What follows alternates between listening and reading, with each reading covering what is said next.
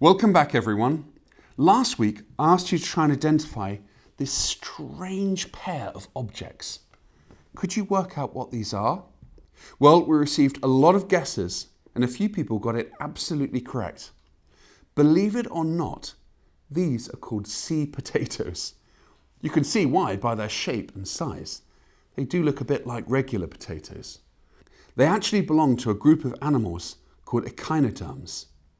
This includes starfish and sea urchins. They're quite closely related to sea urchins, and just like sea urchins, they're covered with a very fine coating of spine-like structures which they use to move around and also for defense. There are many species of sea potatoes around the world, and many of them live just below the sandy surface. They can bury themselves by moving all of the tiny little spine-like structures.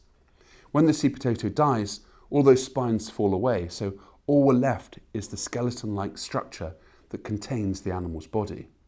They're quite easy to find on seashores, particularly in the tropics, and when you find them on the beach, they look just like this, with this amazing dark coloration showing the intricate patterns all over them.